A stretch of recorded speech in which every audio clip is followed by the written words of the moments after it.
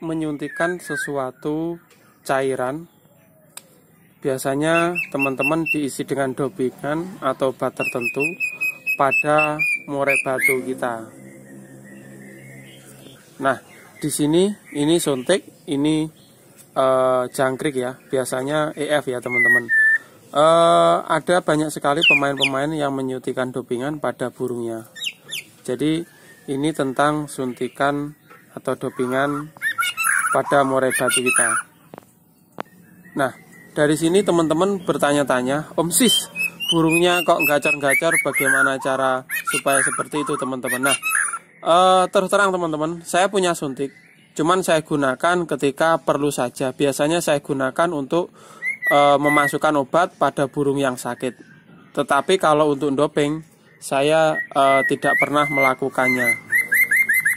Nah, kelebihan dan kekurangan obat atau dopingan ini bagaimana teman-teman? Jadi yang pertama-tama, kalau misalkan kita bedakan ya, untuk dopingan yaitu burung yang sehat supaya cepat gacor, supaya dia lebih kuat kayak gitu. Nah, risikonya apa? Risikonya sakit, mencret, bahkan sampai kematian.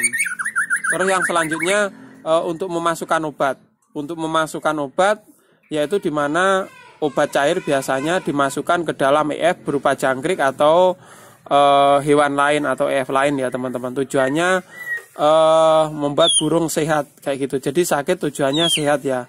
Tetapi saya lakukan ketika sudah tidak ada cara lain, yaitu burung tersebut daripada ditangkap nanti tambah stres, pernah saya suntikan kayak gitu teman-teman. Tapi dengan obat tertentu, mungkin tetaklor, obat-obat antibiotik ya, yang sifatnya ringan kayak gitu teman-teman. Nah, di sini teman kicomania kembali lagi. Jadi saya tidak pernah mendoping burung ya. Terus kok bisa gacor kayak gitu? Jadi setelah saya amati, banyak teman-teman yang tanya burungnya tidak gacor itu bahan semua. Jadi dari muda hutan kayak gitu ya. Supaya gacor bagaimana? Apa tidak bisa gacor? Bisa, tetapi melalui proses yaitu dirawat dulu, dijinak dulu, dijinakin dulu. Setelah jinak, buat dia birahi. Nanti otomatis akan gacor. Itu kuncinya teman-teman. Jadi kalau misalkan mau didoping apapun, ketika burungnya muda hutan belum jinak, ya itu bahaya. Sampai mencret pun tidak bisa ya teman-teman. Kenapa saya bilang sampai mencret? Jadi ada teman kicomania yang memberikan dopingan burungnya menggunakan minyak ikan dan burungnya mencret, akibatnya mati. Itu ada teman-teman yang curhat, katanya dia dapat dari temennya kayak gitu teman-teman. Dan seperti teman-teman tahu, minyak ikan itu jenisnya banyak sekali. Jadi kalau cuma minyak ikan ya bahaya teman-teman. Jadi minyak ikan itu banyak sekali, fungsinya juga bermacam-macam juga kayak gitu. Jadi kalau misalkan mau memberi vitamin yang sewajarnya saja teman-teman, kita bisa menggunakan seperti saya bilang, mungkin burungnya kurang hangat ditambahi botfit supaya metabolismenya oke, atau metabolisme lain ya teman-teman, seperti itu.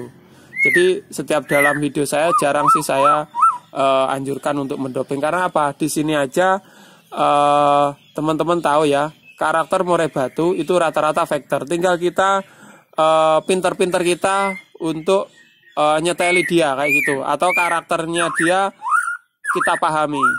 Jadi seperti saya bilang tadi, banyak teman kicomania yang gumun, Om Sis, supaya khususnya pemula ya, supaya burungnya gacor terus bagaimana kayak gitu. Ya itu tadi teman-teman, saya tanya rata-rata bahan atau lepas trotol. Jadi kalau lepas trotol ya tunggu dia sampai birahi. Bagaimana cara membuat birahi? Ya di channel ini sudah ada teman-teman. Salah satunya dices sama betina kayak gitu ya. Oke, dalam video ini yang mau sampaikan yaitu banyak sekali yang tanya tentang memberi dopingan kayak gitu ya. Kalau saya sendiri terus terang yaitu tadi, kalau misalkan saya pengennya kasih botfit gitu aja ya, supaya agak panas, metabolismenya oke, saya teteskan di air minum atau vitamin B lainnya. Selagi dia sifatnya obat tersebut ringan kayak gitu teman-teman.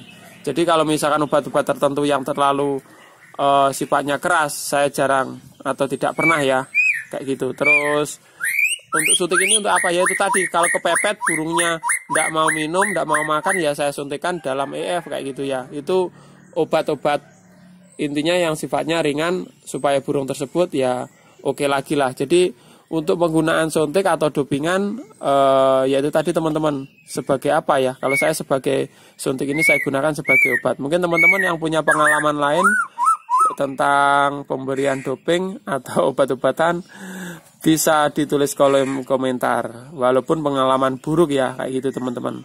Kayaknya kalau di doping itu tidak ada plusnya menurut saya teman-teman. Jadi ada sebentar tapi resikonya lebih buruk ya, apalagi cuma coba-coba kayak gitu teman-teman. Dan burung murai batu itu mahal harganya. Oke, dalam video ini teman-teman semoga bermanfaat. Oke, salam kicau mania.